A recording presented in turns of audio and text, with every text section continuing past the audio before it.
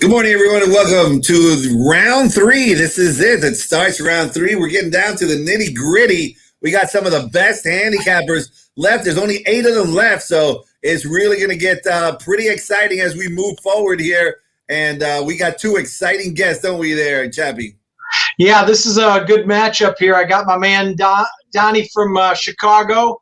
I'm not sure what he's doing with the Yankee hat on, but maybe it's just the color coordinated thing.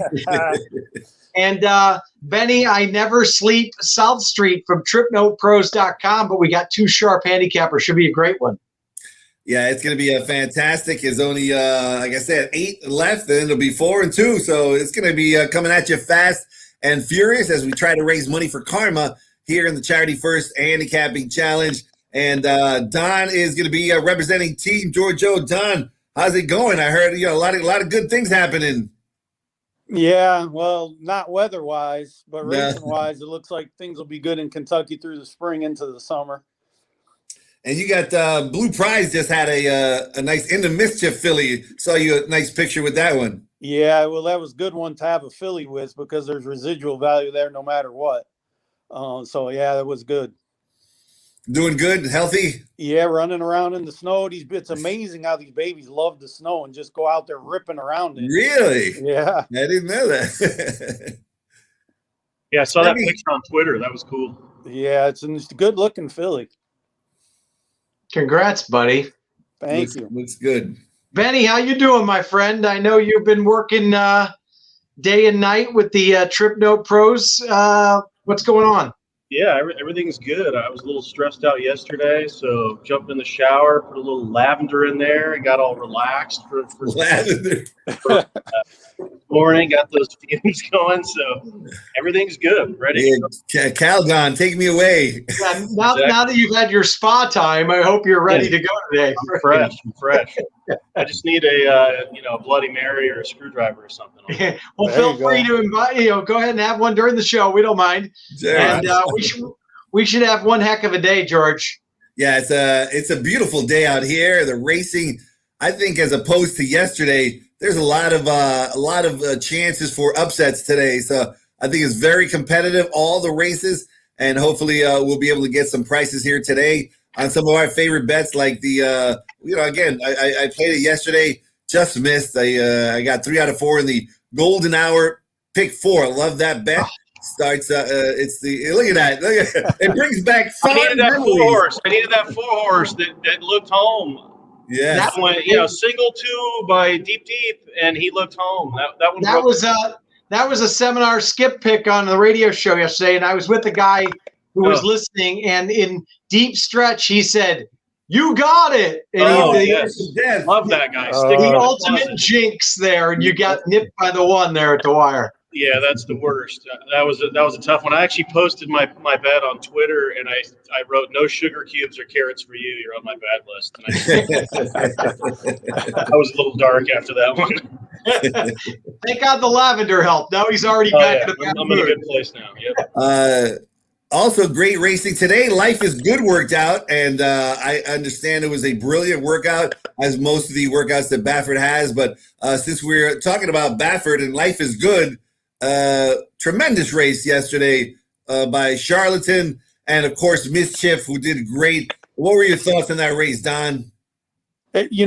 Mike Smith rode the race he had to ride. You can't let Nick go cruise on the lead. You never catch him. And look, from being, from Southern California, Baffert's taking it to the competition every time. That's why he trains as hard as he does. So when they get in races like that, he can win those battles. He did win the battle. He just lost the war. The Gosden horse was able to stay close, which, I'm sure handicapping, they were thinking they'd be well clear of Euro, that, American speed's different than speed anywhere else. But, that kid rode a great race on the Gosden horse and stayed close enough and was able to wear Mikey down the last, 100 yards. And then that whip rule came into effect, too. He got fined, didn't he? The winner got fined, but you see Mike Smith, he stopped because of what happened last year. I don't know that would have made a difference. I think the whip is very overrated in a lot of cases. But you could see it play out that last 200 yards of that race. Before the race, Bob Baffert actually said that was the horse he was most afraid of. 6-1 on the morning line, one of the top 3 choices, and he goes off at 19-1. Yeah, there was good prices there all day. Never happens to me. It seems to me the ones I like go from 12 to 3. Me too. Benny, George, you brought up that golden hour, and the beat came back in his head. Yeah, I'm wearing black. I mean, yeah, I'm still waiting for the horse that I bet in the gate that's 4-1, and he goes off at 10-1. Right. You know, I'm still waiting for that one. I don't think it's ever going to happen, but for whatever reason, you'll fire away and he's 10, and you look up and you're like, bam, got him good, and you're like, wait, 7-2. I'm looking at the wrong. He's 7-2, and I'm like, what happened? Without fail. I'm gonna call him Benny Sour Street for the rest of the show today. He's back. He's personifying every horse player in America. Yeah, that's right. This is 10-1. I got 7-2. Watch it. It never happens the other way around. Never. I'm still waiting for that drift up afterwards. I'll be here a while. All right, Georgie, kick us off here. Come on. All right, we got just a quick little rules. Each one of our handicappers or our guests, we're going to have $300 in mythical money to bet with. They can bet $100 to win on one horse. They can bet an exacta $100 either straight or two $50 exactas. And a daily double, they have $100 to work with, either a straight $100 double or two $50 doubles. We'll kick it off with Don, who is feeling a little bit better than Benny. Go for it, Don. All right. Who do you like to win? Where's your win bet going? To win, I'm going to go in a maiden race, which I don't like doing. There's a few horses in there that are firsters that are getting talked about. Naismith, is one of them. But the Sadler has the experience. This Eagle Chief's run 3 times already. Good race with Rosario last time. Third, beaten 2 lengths. I'm going to go with the 8 Eagle Chief.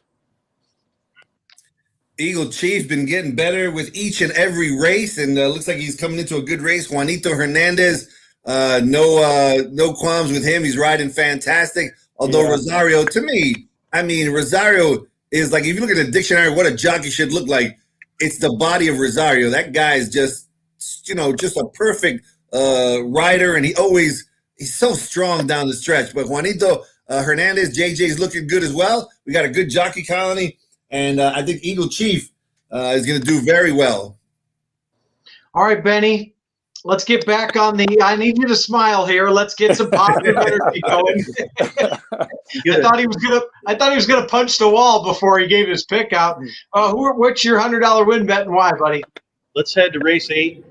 I'm going to play the outside horse Bella Vita, who's coming off a layoff. She's 4. I've always liked this angle where you get these puppies. I mean, she was a puppy last time. Early January, she was just a very young 3-year-old, and she had that. I'm not a big speed figure guy, but in terms of just her progression, she looked like she was maturing. Got put up on the sidelines. I expect her to move way up, as it looks like she was one that was forging before she got put on the bench. My software's got her really, really fast, so I think she'll be fresh and forwardly placed. Doesn't matter if one of the others goes inside of her. She looks like she's a passer anyway, and those that have beat her have been nice. So Bella Vita for me. Hopefully I won't be eating chalk, because I don't think she'll be 2-1. I think she'll be less than. I was just going to say, so Bella Vita off the bench, drawn outside, 2-1 on the morning line. 0 shot we get to 2-1 on that horse, but that's fine. We'll take the win bet and get on the board, and can't beat Flavian Pratt right now. It doesn't seem like he's winning on everything. I believe this is his last day with agent Derek Lawson, where it counts towards Derek, but Flavian could do no wrong. Georgie, we'll take that win bet and get on the board. Yeah, Flavian certainly. Derek's getting a nice going away present, because he's won so many races still under Derek's book, and a hunch bet of the week was Flavian Pratt on that horse called "I'm Leaving You." I mean, that wasn't a hunch bet, boy. Anyway. He's won 14 of his last 25. What? Wow. Yeah. Wow. He's fuego. Speaking of en fuego, Don. You made it to round 3. You're doing a great job. Who do you like in your exacta? Okay, in the exacta, I'm going to go in the third race. I'm going to put the Peter Miller that's clearly gone on top, with the little bird of Baltas underneath second. So I'm going to go 2-4 there in the third. Is that a straight $100 double? Straight. Exacta. Oh, that's exacta. Exacta. Mm-hmm. Exacta. Oh, sorry, exacta. Sorry. Yeah. All right. We are swinging for the fences. We're trying to get that extra money for karma. Don't forget, fans, if any of our handicappers turns their $300 into more than $1,000, then we're going to give karma an extra $500 on top of the money we're already donating. So thank you guys for helping us try to get that money for karma. Chappie? All right, Benny, it's exacta time for you. Where are you going with your exacta and why? All right, my exacta, let's head to the last race. The last race, I really like new drama. I think back to this one, they obviously she's had some problems.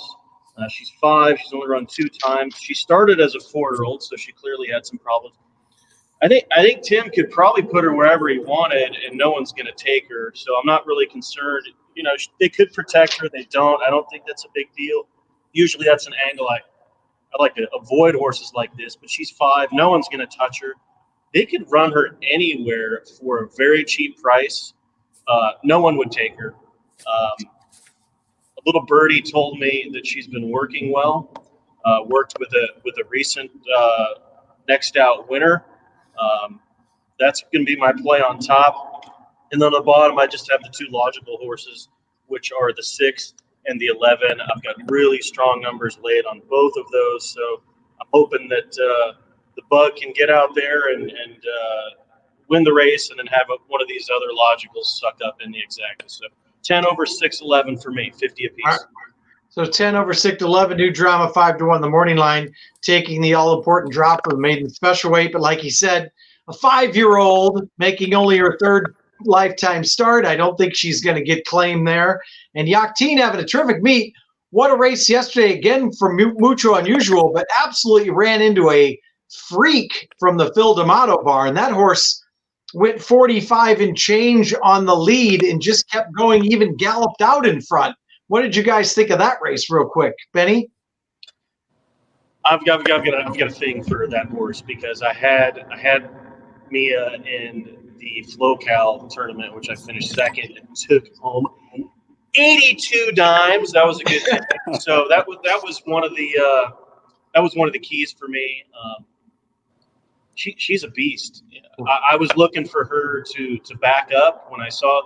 It's just like I hate that tracking trip pressing on grass. It's okay if the pace is slow, but I think it's one of the worst trips in racing when you're pressing a fast pace.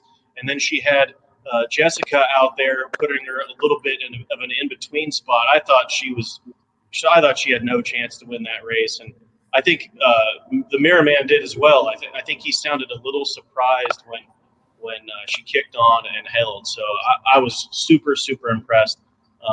Hopefully, we end up getting to see her in the Breeders' Cup. I do think she's a grade 1 filly.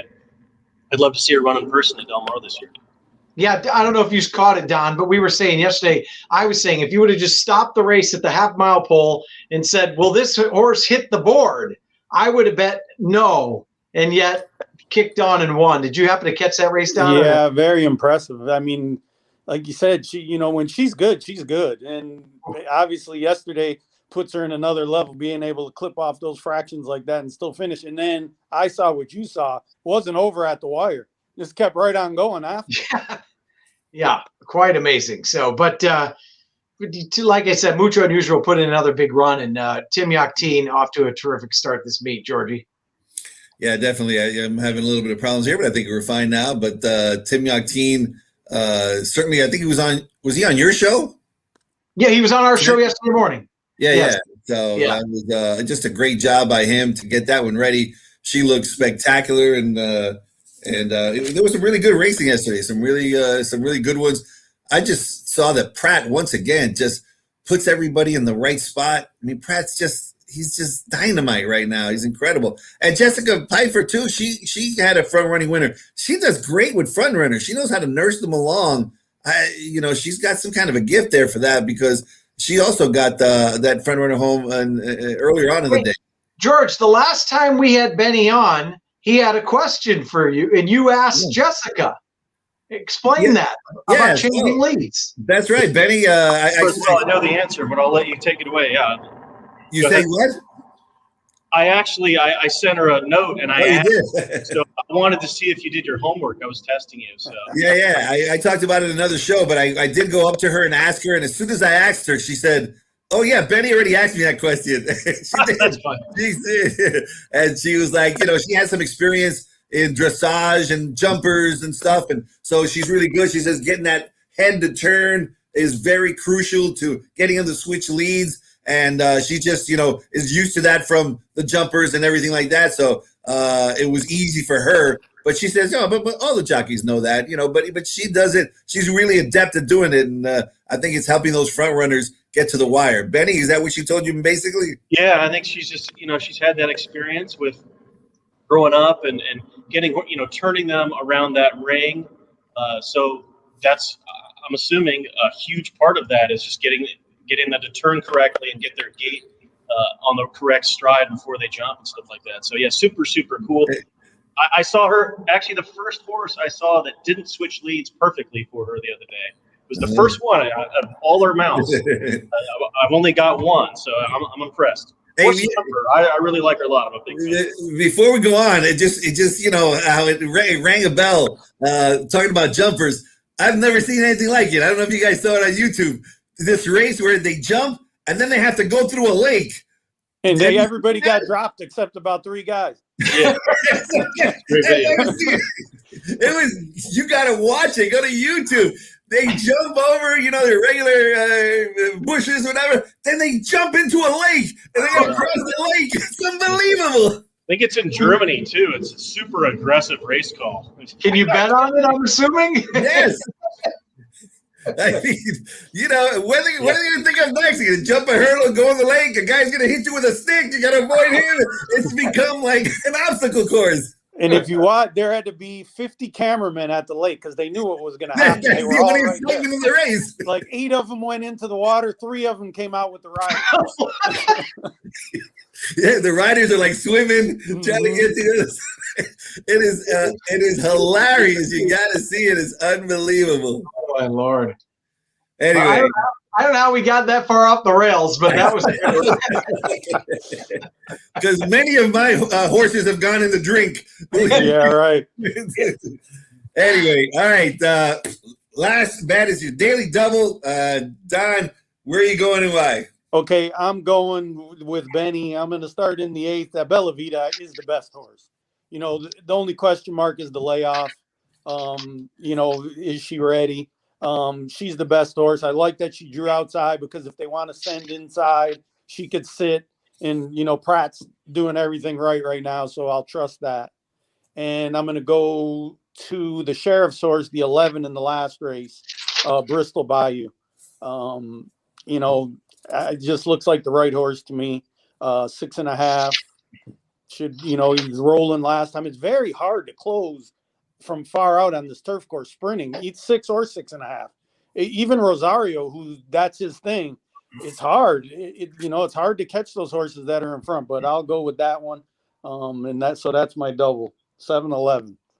7-11 is a straight daily double for $100. Victor Espinosa on Bristol Bayou. He's just not riding much, is he, Chappie? I haven't seen him ride much.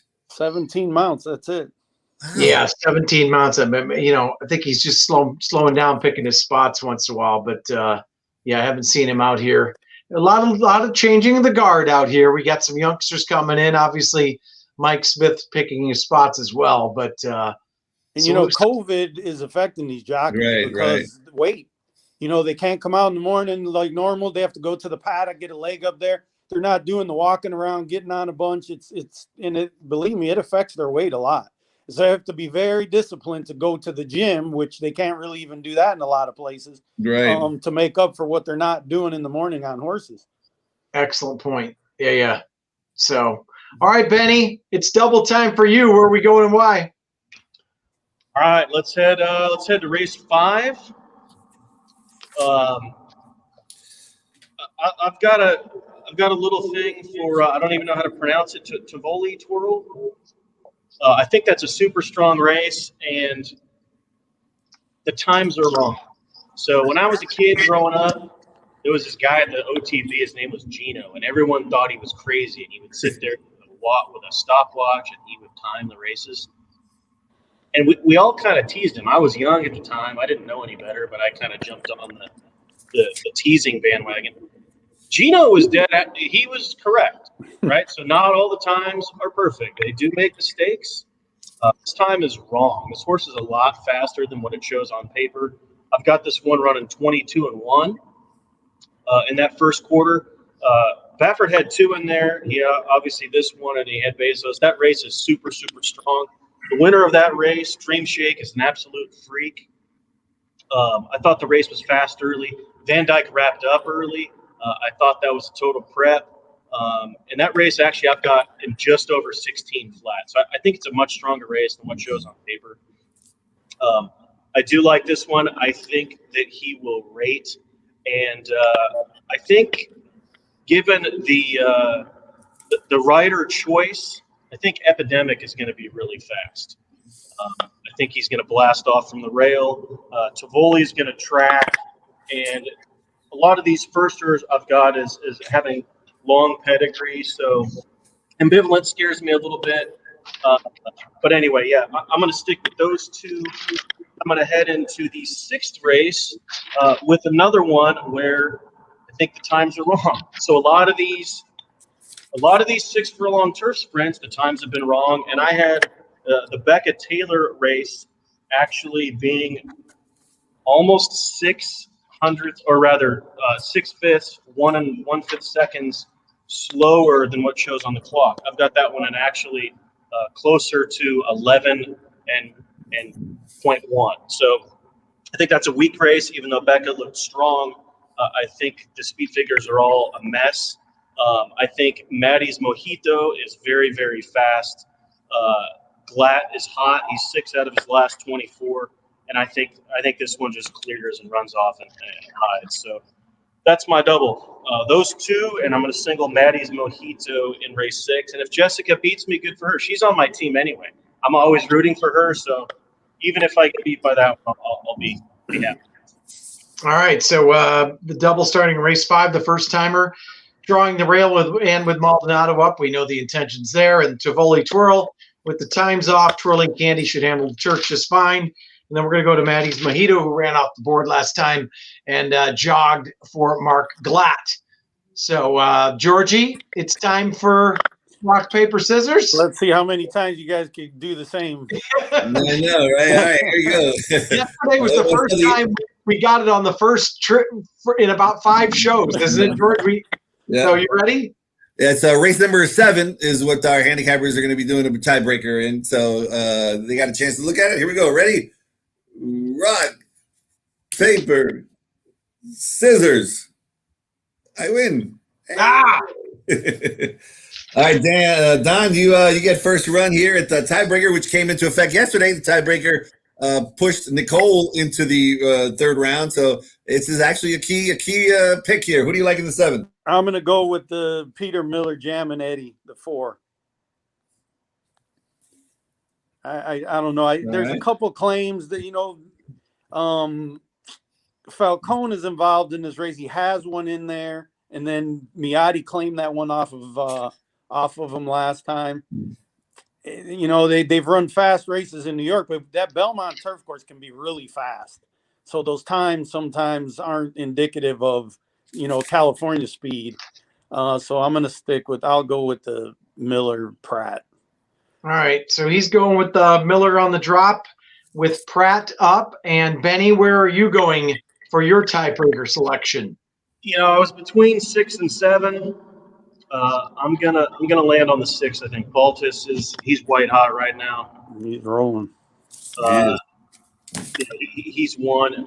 Miotti's hot as well, and I do like that. I do like that jump, but I think based on what Don's saying, I think he's right. I think that we're a little bit quicker. Via's got a little bit more speed, so I'll land on that one. And, it's not going to matter anyway because our picks are all going to win, right, Don? Yeah, that's it. Makes so much It money won't even anyway. come This down isn't to even going to matter. I may not even watch this race, to be honest. I would be shocked if it comes to the tiebreaker. Yeah. I would absolutely, but you never know. So, all right. You know- So we got Via for the white hot Richard Baltus barn. Go ahead, Georgie. It was funny how you were like in acting, how actors get typecast. You got a first-time starter. You have no idea what kind of run the first-time starter is going to be, but you're handicapping instantly, and everybody's is they put Maldonado on it. It's going to the front. It's funny how that's become a lock, right? If Maldonado's on something, he's going to the lead. Andrew the rail to boot, of course. I like that horse. Here's the thing that I hate. I hate Orb. Orbs are the biggest fake horses out there. When I was with Hollendorfer, we had some big money ones for LNJ. And they trained like beasts in the morning, and then you take them over in the afternoon, and it just wasn't the same. That's why I looked past that one. I can't name names, but I know somebody else who has repeated that exact statement many times. Yeah, I don't know. I don't trust them. And another angle that is kind of just a conundrum to me is, you were talking about the Becca Taylor. Man, that guy, it don't matter what kind of workouts, he won first time out with no workouts at all. You can't, workouts mean nothing to that trainer. It's just amazing to me. Miotti? I can never get a feel for Miotti because he doesn't train him fast. I've got an angle for you if you want one. Yeah. When Miotti trains at Los Al, go to the window. Really? This one trained at Los Al and then came over to Santa Anita and fired a huge shot. I don't know why. But it used to kind of be, and everyone kind of got onto it, but it's almost like when Peter Miller was training out of San Luis Rey and they were coming over and they're just boom, boom, boom, and they were just all firing. And Miotti, for whatever reason, if he's got a firster or a horse that you're not really certain of and he's been working at Los Al, they seem to run better. So he seems to have a good training regimen. You got an angle on everybody. What's your angle on Don Chatlos? How does he win races? This guy, he seems to wear a lot of hats. He's in the breeding business now. Don, were you an agent at one point? No, I couldn't do that. Okay. You know what? It would be very hard for me to get cussed by a trainer when I know the horse was no good and not tell him, hey, look, come on, that horse is no good. So that'd be the end of that barn right there. That happened in training too, right? So my stepfather trained, and he was terrible in terms of salesmanship. So I would listen to him on the phone. And I'm like, wow, that was just terrible. He just basically said his horse couldn't run, and I'm like, that can't be good. You got to massage it a little bit, right? Even as a trainer. Yeah, you're supposed to, but it's hard to do it because look, you got to put them in the gate, and the truth is going to come out as soon as that gate opens. Right. So how bad do you want to look? Yes. Well, dropped a shoe and the jockey's there's that. Yeah. Jockey can't see out of his right eye. I've heard the Seabiscuit story. I've heard it all. We always talk about, and George and I be the first to admit we lack discipline when betting. But I find it amazing how people can bet all tracks all over the country because it's hard enough as it is. But we're talking about right here, when you concentrate on one circuit, we know all the little ins and outs of, this guy doesn't train him fast in the morning. This guy doesn't get him ready early. When Maldonado's on, they might send. When Miotti works them at Los Al. That's the only way you can get any kind of an edge, right? Is to know one circuit and stick to it. I mean, prayer. Yeah, I mean, that's the last 2 years I've traveled a lot around the country. And so I've been in a lot of different circuits and have been able to pick up that kind of stuff from those circuits, which now makes me play a little bit more because you're exactly right. One of my biggest plays, Mandela, for years, when he worked the horse 7/8 was their last work before a race. You can go to the window. That was like automatic. But we have this changing of the guard now. Like you were just saying about Maldonado. Well, for years it was Flores and Patrick. You knew when they put them on horse, they were going to the front. those guys are all gone now. So we have to rethink that whole thing of what people are doing. And now with the way the vet setups are, people aren't training the same as they used to train anymore, because these horses have to pass the vet. If they're even limping around a little bit, you're done. And Right. so there's so many factors different now than there were in the past, that you just have to, kind of adjust to everything. And maybe it's, you could talk to this real quick, Don, but maybe it's keeping clients as well. I'll think of a trainer like, there's other ones, but maybe a guy like Ron Ellis. He wins not a lot, but more often first time out now. Back in the day, he would give them a race every single time. You could just toss him. If they won, you knew they were superior because they was just giving them an experience. But some guys switch. That even a Brian Corner used to win first time out all the time. Doesn't win first time out as much now. It's just there's so many nuances to this game that you got to follow. 5 years. I've told Georgie this story before, but I worked for Ron Ellis for 5 years. I never pulled out more hair in 5 years because he was so patient. He'd drive me crazy. Horses wouldn't run with Lasix first time out because you knew he was giving them one and all of this. Yep. The reason why I won the Breeders' Cup with Singletary is because what I learned from him. That patience, that it was killing me when I was the assistant. When you're the trainer and it's all on your shoulders, I started saying, shit, he's right. This is, right. But you're right. He has gotten more aggressive. Just because that's what the business is calling for. And also, I'm sure, back in the day, he had a lot of B. Wayne Hughes horses, and they could be more patient. Some people, you got bills, you got things, you got to win and make money. There's different circumstances, with every horse and every owner you got. Absolutely, but very good trainer. He's very, very good trainer. Yeah. I don't know how we got off, but just good knowledge, right? And you two guys are very. Thank you. You both gave us such great insight. There was a lot of attention. There was a lot today. Both our guests, very, very much wish you the best. Obviously, this further in your career. We're hearing like every fifth word, but I think he loved you guys, and thanks a lot. But it was great info, guys. We appreciate it. And one of you moves on. We wish you both good because you guys are terrific guests. Have a great day. Thanks. Good luck, Benny. Thank you. You too. Thanks, guys. Bye.